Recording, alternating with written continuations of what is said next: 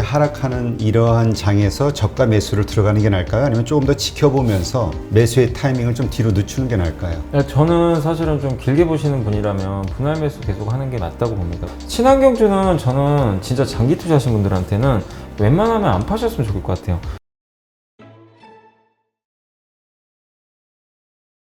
자, 이번에 또 뉴스 나온 것 중에 네. 그렇게 좋은 뉴스는 아닌 것 같아요. 국민연금이 국내 주식 비중을 이제 소폭 낮추기로 네. 했다. 이게 뉴스가 나왔죠. 뭐 장기 수익률을 끌어올리기 위해서이다. 네. 이 부분을 한번 좀 설명을 해주시죠. 이게 이제 국민연금이 국내 주식 비중을 그 2022년 말이거든요. 그러니까 네. 올해 말까지는 16.8%예요. 16.8%에서 16.3%로 0.5% 정도 낮춘다고 이제 언급을 했습니다. 그래서 이게 그리고 2026년 말까지는 14.5%까지 낮춘대요. 이게 원래 2015년 말에 목표 비중이 15%거든요. 그러니까 계속 2026년까지 계속 낮춰요. 그러니까 1년에 0.5%씩 꾸준히 낮춘다고 보시면 좋겠는데, 이게 어쨌든 부담이 될 수밖에 없는 게 우리나라 연기금이 운용하는 자금이 뭐 몇백 조 정도 되잖아요.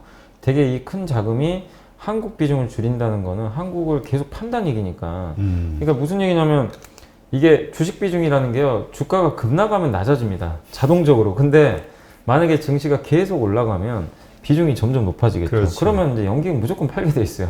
그래서 이게 좀 불편한 진실이긴 한데, 연기금의 이런 좀 비중 축소는 좀 아쉽긴 하지만 일단 이런 계획이 있다는 거 염두를 해두시면 좋겠고, 다만 이번 5월 달만 봤을 때는 연기금의 매도는 일단 끝났어요. 이번 5월 달에 어제, 그러니까 지난 금요일까지 기준으로 해가지고 드디어 1,439억을 처음 샀어요. 작년 6월부터 11개월 연속 매도했대요. 저도 보고 깜짝 놀랐어요. 엄청나네요. 거의 1년 내내 판 거예요, 그냥.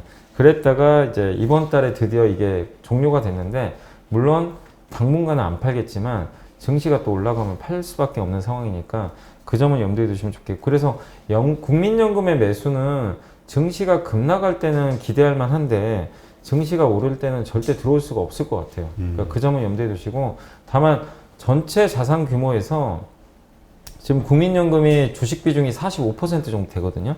전체 뭐 해외 주식까지 합쳐서 이거를 50%로 올린대요. 올리는데 그러면 당연히 해외 주식을 올린다고 보시면 좋을 것 같아요. 그래서 국민연금은 국내 주식보다는 해외 주식 쪽으로 비중을 좀 올린다라고 생각을 해주시면 좀 좋을 것 같고, 어쨌든 저는 좀 안타까운 게, 아니 국내 주식도 이렇게 좀 우리나라 기업들도 되게 좋은 기업들 많이 나오는데 왜 자꾸 국내 주식을 줄이려고 하는지 저는 좀 그게 안타깝긴 해요. 해외 주식 비중 뭐 늘리는 게 나쁘다는 게 아닌데, 한국 주식시장도 지금 역동성이 있어졌고 기업들 체질도 많이 바뀌었잖아요. 그래서 늘려줬으면 좀 좋긴 하겠는데, 아무튼 지금 계획은 해외 주식 비중을 급격히 늘리고 한국은 2026년까지는 낮추는 방향으로 일단 계획이 세워져 있다라고 보시면 되겠습니다. 네. 근데 이게 이제 이창훈 단장님 원래 이제 공무원연금 전 예, CEO, 예. CIO였었으니까 이분이 말씀하시는 거는 이 평가 기준을 좀 3년 정도로 좀 늘려야 된다. 1년 단위로 하니까 사실 이 비중보다도 맞아요. 그러니까 너무 급하게 막 매도하고 막 이래야 되니까 좀 3년 맞아요. 정도로 여유 있게 하면은 좀 그 룰이 생기는데, 룸이 탄력성이. 우리나라는 그러니까 이런 이제 펀드나 이런 것들 그 자산운용 보면요, 평가 기간이 너무 짧은 것 같아요. 진짜. 다 1년. 예, 이거 좀 길게 해주시면 좋은데. 네. 자, 요즘 그 ESG와 관련해서도 참 말이 많죠. 예. 그 부작용으로 뭐 뉴스도 많이 나오게 하는데, ESG를 이제 사람들이, 그러니까 기업들이 많이 신경 쓰기 시작하는 것 같아요. 네네네. 그러면서 이제 ESG 관련 투자 기업들도 이제 좀 늘어나고 있는데, 일단 요 부분도 좀 한번 설명해 네. 주시죠. 그러니까 ESG가 이제 환경, 그러니까 그 ESG 약자가 그거잖아요. 환경, 또 사회적 책임, 또 G가 거버넌스, 이제 지배구조, 이 세 개인데 결국에 투명하게 경영하라는 거죠. 사회적 책임 다하고 환경 문제에 신경 쓰고 주주 침해하지 말고 가치를, 이런 거라고 생각하시면 좋을 것 같아요. 그런 기업들한테 이제 투자를 해라, 이런 이제 방향으로 가고 있는데, 지금 연기금이, 그러니까 지난주에 이게 뉴스가 나왔던 게, 지난 금요일 날 석탄 채굴하고 석탄 발전업체한테는 이제 투자를 안 하겠다, 이런 이제 방안이 좀 나왔던 것 같아요. 그래서 물론 방안을 논의를 하고 결론은 안 났어요. 아직까지는 석탄 채굴과 석탄 발전업체에 대해서 투자를 안 하겠다고 결론 난 건 아닌데, 논의했다가 좀 중단이 됐는데, 국민연금이 지금 국내 석탄 관련 투자처가 어디가 있냐면 한국전력이 있어요. 한국전력이 해외 석탄 화력 발전소에 지금 투자를 해놨는데 이게 국민연금의 지금 비중이 한 6.94% 정도 되거든요. 꽤 되고 GS가 그 석탄 열병합 발전 사업을 하고 있어요. 그래서 작년 말 기준으로 8.67%, 금호석유화학도 석탄 터미널을 운영하고 있습니다. 이게 4월 5일 기준으로 8.02%, OCI가 그래서 많은 분이 물어보시더라고요. OCI 태양광 좋은데 금요일날 왜 빠졌어요? 근데 이 뉴스 때문이에요. 석탄 관련해가지고 국민연금이 투자 중단할까봐. 그래서 OCI도 석탄 화학 사업을 영위하고 있는데 3월 31일 기준으로 12%, LG상사가 역시 이것도 석탄 거래를 하고 있습니다. 그래서 이 기업들에 대해서 뭐 투자 중단하지 않을까 이런 이제 얘기들이 돌았어요. 근데 실제로 결정된 건 아니고 그렇죠. 나중에 이제 논의를 하겠다라고 밝혔습니다. 그러다 보니까 금호석유화학이 막 7% 폭락하고, 그러니까 일단은 그 자라보고 놀란 가슴 뭐 소뚜껑 보고 놀란다고 그래가지고 그냥 일단 깜짝 놀란 거예요. 이 기업들 주주분들이 연기금이 팔면 큰일 날 텐데 비중이 많잖아요. 그리고 어쨌든 이제 이쪽과 관련해 가지고 지금 실제로 국민연금은 이제 석탄 화력발전소 있죠. 여기는 아예 투자를 안 한다고 발표는 했습니다. 그러니까 신규 화력발전소를 지을 때 거기에 석탄이 들어가면 우린 이제 절대로 돈 안 대준다. 이거는 근데 연기금만 그런 게 아니라 전 세계 정부가 다 이쪽 방향으로 가고 있어요. 흐름인 것 네, 같아요. 흐름이기 때문에 이건 뭐 어쩔 수 없다라고 좀 보시면 좀 좋을 것 같고, 근데 제가 기사를 찾아보니까 일부 기업들은 좀 억울할 수도 있어요. 왜냐하면 태양광 기업 중에 OCI가 있거든요. 근데 OCI가 우리가 약간 신재생 에너지로 알고 있잖아요. 근데 이 회사 중에 자회사가 OCI SE라고 있대요. 열병합 발전소를 운영을 하는데 여기에 연료를 태워서 전기와 열을 생산하는데 이걸 또 석탄을 이용을 하나 봐요. 그러니까 자회사가 연결이 돼 있는 거죠. 그래서 이제 그런 것들 때문에 주가가 좀 이게 불편하게 좀 움직였던 것 같긴 한데, 이게 어쨌든 지금 에너지 생산을 위해서 석탄을 좀 사용하기도 하지만 연료의 절반을 그 바이오매스라고 하더라고요. 이걸 이용해서 또 사용한답니다. 이게 또 굉장히 친환경적인 건데, 이런 것들, 그러니까 반은 석탄이지만 반은 또 약간 친환경 연료거든요. 그러니까 이런 기업들은 도대체 어떻게 판단해야 된다는 거냐 이거예요. 이게 석탄 기업인지. 근데 친환경도 하긴 하거든요. 그렇죠. 그러니까 이 기준을 명확하게 해달라는 거죠. 그 연기금에서 만약에 투자를 중단을 한다면. 근데 아직까지 그런 가이드라인이 없어요. 그래서 여러분들이 혹시 이런 기업들을 투자하실 때 주주분이라면 연기금의 가이드라인이 아직 나온 건 아니니까 그거에 대해서 그냥 섣불리 이게 이제 끝났구나 이렇게 생각하지 마시고 조금 좀 지켜보는 전략이 필요할 것 같고, 회사에 좀 전환을 하셔가지고 제일 좋은 건 회사가 앞으로 분명히 OCI, LG상사, GS 다 알고 있을 거예요. 연기금의 방침에 대해서 예상도 하고. 왜냐면 석탄 사업을 하니까. 그러면 주주분들이 직접 전화를 하세요. 이런 뉴스가 있는데 국민연금의 이런 흐름에 대해서 분명히 나올 것 같은데 그렇죠. 어떤 전략을 세우고 있냐, 이거에 따른 손실을 어떤 식으로 커버할 거냐, 거기에 대한 해답을 어떤 식으로 내놓는지 한번 살펴보세요. 근데 그 해답을 못 내놓는다면 그 회사는 좀 저는 문제 있다고 보거든요. 당연히 이거 준비를 안 한 거니까. 그렇죠. 그래서 여러분들이 꼭 주식 담당자한테라도 한번 전화를 하셔가지고 해보시면 좋겠고, 여기에 그 석탄 말고도 요새 ESG가 화두니까 여기에 반하는 쪽으로는 또 담배도 있대요. 담배, 대량 살상 무기 같은 거 있죠. 방산.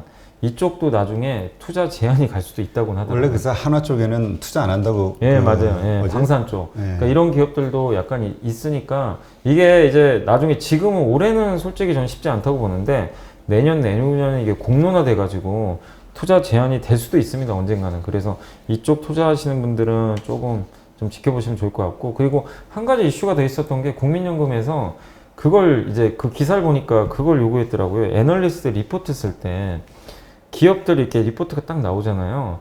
그럼 거기에 ESG 점수를 넣으라고 했나 봐요. 이 회사는 ESG에 몇 점이다. 이제 그걸 보고 평가를 했다는 거예요.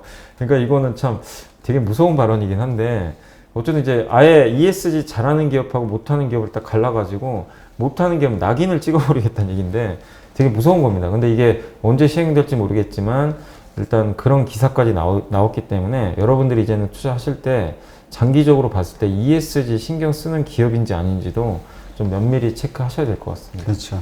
블랙락 같은 세계 최대 자산운용사에서도 ESG 관련된 이런 기업들만 투자하겠다 맞아요, 얘기했고, 맞아요. 뭐 어디야 네덜란드인가요? 국부펀드 이런 데서도 네.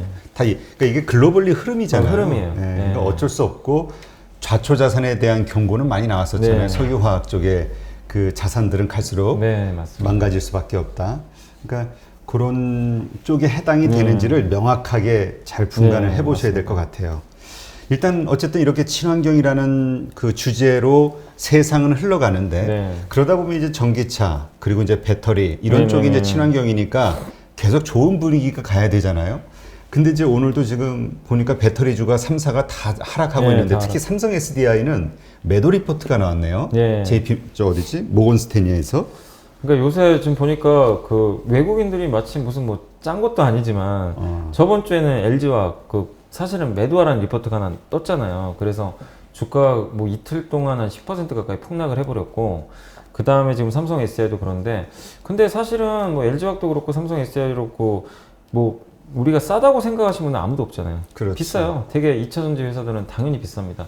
그걸 알고 이제 투자들을 많이 하시는 건데 그 성장성을 계속 내주느냐 여기에 대한 의문부호가 있는 것 같아요. 왜냐하면 자꾸 배터리 사고가 나고 그 다음 삼성 SDI는 미국에 증설을 해야 되는데 자꾸 안 하고 있고 뭔가 좀 불확실한 면이 이어지는 데다가 또 몇 년 후에는 이거 분명히 자동차 회사들도 분명히 배터리 만들 텐데 왜냐면 배터리를 왜 만들 가능성이 높다고 이제 시장에서 보냐면 배터리가 이 전기차의 성능을 다 결정을 해요.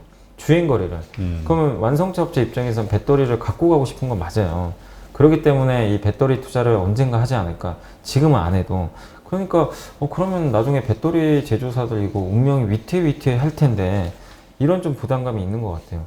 그래서 이제 거기에 대한 이제 리스크가 커지면서 최근에도 주가도 부진하고 외국계 리포트도 이제 그런 식으로 좀 시장들 그 흐름들을 좀 봤던 것 같긴 한데 저는 근데 그런 것들은 지금 주가에는 충분히 반영은 돼 있다고 생각하고 지난 몇 달간 못 갔거든요. 그리고 우리가 뭐 긍정적인 얘기를 하자면 배터리 산업은 어쨌든 최소 5년은 계속 성장하거든요. 의심의 여지가 없고 거기에 지금 미국의 지금 바이든 대통령도 이번에서 상원에서 한번 법안이 통과됐지만 전체 자동차 판매량의 50%가 전기차가 될 때까지 그냥 보조금 무조건 준대요. 예, 특히 미국에서 생산하면 더 줘요. 그러니까 이거는 뭐냐면 근데 전기차를 생산하려면 배터리가 있어야 될 거 아니에요. 그렇지. 우리 한국은 배터리 2개 회사가 이미 미국에 공장이 많아요. 더 지을 겁니다. 한국한테 되게 유리한 법안이에요. 근데 아이러니하게 우리나라 배터리 기업들을 막 팔아라. 자꾸 이런 리포트가 나오는 건 저는 좀 모르겠습니다. 뭐 그게 무조건 틀렸다고 볼 수는 없겠지만 저는 우리나라 기업들의 지금 이런 그 미국에서의 위상을 봤을 때는 저는 나쁘게 볼 필요는 저는 없다고 생각을 하고 있는데 그리고 배터리 내재화도요. 지금 여러분들이 명확히 아셔야 될 게 리튬이온 배터리를 폭스바겐은 만든다고는 했지만 솔직히 쉽지 않고요. 다 지금 완성차 업체들이 어떤 배터리를 얘기하냐면 전고체 배터리 이 얘기를 하고 있어요. 그렇죠. 이건 만들기 현대차도 얘기했고 도요타도 얘기했고 폭스바겐 마찬가지입니다. 왜냐하면 이 배터리 같은 경우는 이 완성차 업체들이 지금 솔직히요 쉽게 못 만드는 게 만약에 만들었다고 칠게요. LG화학도 이 사고가 나는 판에 만약에 현대차가 직접 만들었는데 대형 사고가 발생했다고 쳐볼게요. 그 리콜 사태가 발생해서 차가 몇백만 대가 만약에 리콜이 됐어요. 그럼 현대차가 다 떠안아야 돼요. 그럼 그거는 제가 이게 그냥 한 수십조 원 될지도 몰라요. 금액이. 그러면 그 수십조 원을 배상을 한다고 생각을 해볼게요. 그 회사 어떻게 되겠습니까? 진짜. 그냥 난리가 나요. 그렇죠. 그러니까 이 완성차 업체들이 하고 싶은 건 이해하지만 위험성이 너무 커요. 예, 그 위험을 짊어지기. 왜냐하면 LG화학, 삼성 SDI, SK이노베이션하고 경쟁해서 이길 자신도 없지만 돈도 들어가죠. 사고 나면 큰일 나죠. 그래서 차라리 이럴 거면 리튬이온 건너뛰고 그냥 전고체를 하자. 전고체는 되게 안전하거든요. 폭파 사고가 안 나요. 그렇지. 그렇기 때문에 그쪽으로 가기 때문에 여러분들이 배터리 내재화도 너무 걱정할 필요는 없어요.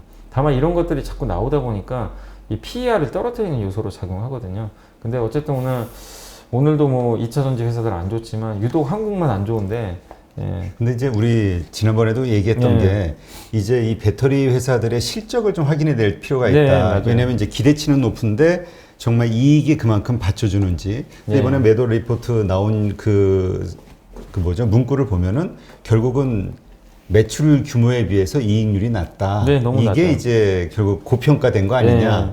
그래서 CATL하고 같이 내린 것 같은데 네. 모건스탠리에서. 그러니까 이거는 앞으로 우리가 추세적으로 이익률을 좀 확인해야 되는 거 아닌가요? 네, 맞습니다. 그래서 근데 저는 그것도 반영이 됐다고 보거든요. 그것도? 그거 이게 새로운, 그러니까 저는 외국계 증권사보다 우리 한국 애널리스트가 더 대단한 것 같아요. 이 얘기를요, 몇 달 전부터 했었어요. 애널리스트 분들이.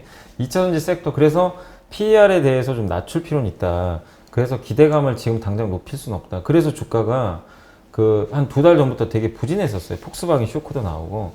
근데 뒤늦게 또 이런 리포트 나와가지고 주가 빠지긴 하는데 이게 새로운 저는 뭐 이슈는 아니라고 생각을 하고 있습니다. 그래서 분명한 건 맞아요. 그 실적을 보여주는 건 맞는데 어쨌든 2분기, 3분기, 4분기로 갈수록 매출 늘면서 이익률을 얼마나 개선시킬 수 있는지 그 데이터들은 분명히 확인을 해야 됩니다. 그러니까 그때까지는 조금 지루한 시간과의 싸움이 좀 펼쳐지겠지만 어느 정도 이런 그 안 좋은 부분들은 벌써 몇 달 전부터는 알려진 이슈니까 한번 여러분들이 체크를 좀 해보시면 좀 좋을 것 같습니다. 그렇다면 지금 이렇게 하락하는 이러한 장에서 저가 매수를 들어가는 게 나을까요? 아니면 조금 더 지켜보면서 그 매수의 타이밍을 좀 뒤로 늦추는 게 나을까요? 저는 사실은 좀 길게 보시는 분이라면 분할 매수 계속 하는 게 맞다고 봅니다. 왜냐하면 타이밍을 내가 바닥에서 이게 잡을 수도 없고, 그러니까 여러분의 생각의 관점의 차이인데 그 매도 리포트처럼 아 진짜 이제는 2차전지 배터리 회사도 별볼 일 없을 것 같다. 어차피 완성차도 끼어들 것 같고 성장 못할 것 같고 밸류도 비싸고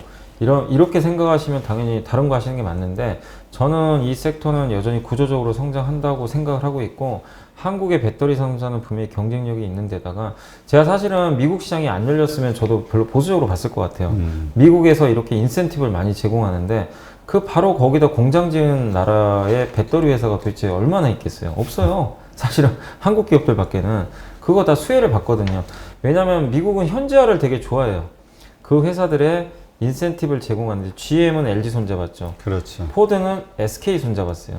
이 그림만 봤을 때는 저는 미국 시장이 열릴 때 최대 수혜 기업으로 보고 있기 때문에 오히려 이렇게 불편한 이슈가 나왔을 때 저는 중장기적으로 기회가 아닐까라고 생각은 하고 있습니다. 네.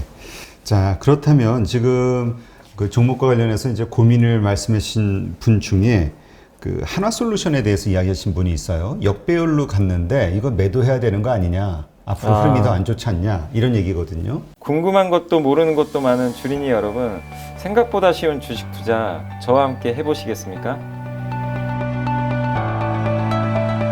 이베스트 마이넷에서 프라임 서비스를 신청하시면 온라인 방송으로 저희 연불리와 함께 하실 수 있습니다.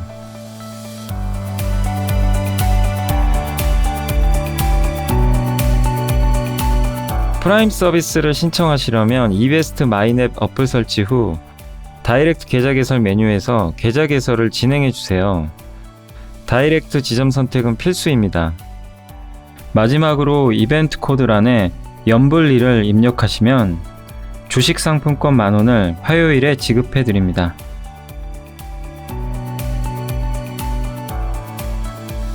궁금하신 사항은 02-3779-8880으로 연락주세요. 제가 여러분의 성공 투자를 끝까지 응원해 드리겠습니다.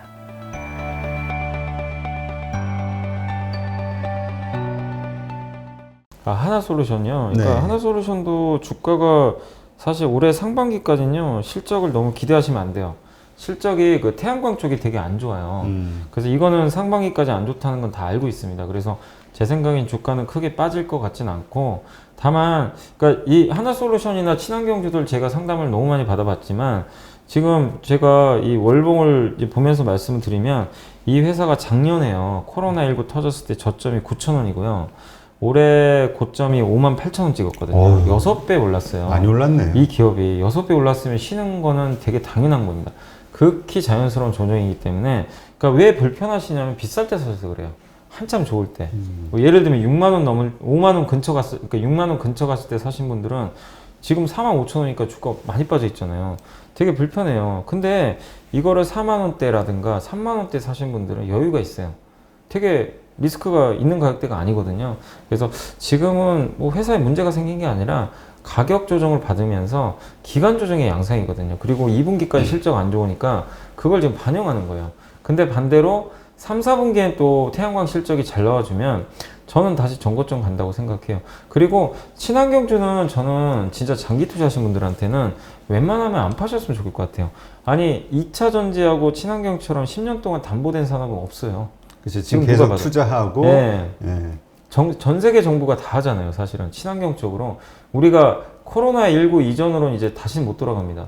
그 대표적인 산업이 친환경이고 옛날에 뭐 대공황 때도 그랬지만 새로운 산업이 나오고 나서 시장을 이끌어서 10년 상승장이 나왔는데 지금 새로운 시대잖아요. 코로나19가 그렇죠. 끝나고. 근데 거기서 새롭게 탄생한 산업이 뭐냐 이거죠. 딱 봐도 이거는 친환경이 맞기 때문에 저는 하나솔루션에 대해서는 의심할 필요는 없다.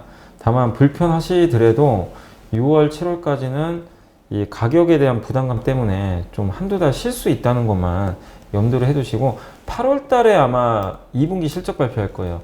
그때 우려감이 해소가 되면 저는 8월 이후에는 다시 우상할 수 있다고 보고 있기 때문에 조금만 좀 참아주시는 전략 필요할 것 같다라고 말씀을 드리겠습니다. 근데 이제 이거와 관련해서 두 가지 의견이 있는 것 같아요. 네. 하나는 워낙 이제 중국들이 대량 생산, 그 가격 경쟁력이 뛰어나잖아요. 네네네. 자체 시장도 네네네. 크게 갖고 있고 그렇기 때문에 한국이 과연 경쟁력이 되겠냐. 그 다음에 또 다른 반대쪽 사이드는 지금 미중 갈등 문제로 우리가 미국에 우선적으로 모든 공급망을 우리가 대체할 수 있지 않느냐. 네네. 이게 이제 또 좀 장점 아니냐. 예, 그러니까 아니, 저는 사실은 그래서 우리나라 이 친환경 업체들이 좀 할인을 받는 이유 중에 하나가 다른 나라들보다 중국과 직접 경쟁을 되게 많이 해요. 그 대표적인 게 OCI여서 OCI 그렇죠. 망할 뻔했잖아요, 사실은 중국 때문에. 그렇죠. 정말 힘들어했는데 근데 공교롭게도 요새 폴리시공 가격이요 매주 급등을 해요. 왜냐 중국 규제 들어가니까 미국에서 야 너네 거 안 쓸 거야. 왜냐면 신장 위구르 지역에 폴리실리콘 공장이 많이 있어요. 그 업체들 인권 탄압 그쪽 지역이니까 미국에서 안 쓸 거란 얘기가 나오니까 우리 한국 업체들이 반사이익 얻을 것 같고 또 태양광 수요는 늘어나는 거죠. 그래서 이 중국에 대한 규제, 특히 미국의 이번 그 정책들을 보면 중국을 배제하려는 움직임이 되게 세요. 특히 이 공급망과 관련해가지고 그렇죠. 그러면 그 공급망을 재편하는 과정에서 중국을 대신할 파트너로 누굴 보고 있냐 이거예요. 대만하고 한국이 계속 거론이 되잖아요. 근데 대만은 주로 반도체고 한국은 친환경도 잘하잖아요. 그렇죠. 그렇기 때문에 저는 지금 시대에 있어서는 오히려 중국과 경쟁보다는 중국을 약간 이제 제끼는 시나리오에서 한국 업체들이 미국의 수혜를 받을 가능성이 높다라고 저는 일단은 좀 보고 있습니다. 네, 알겠습니다.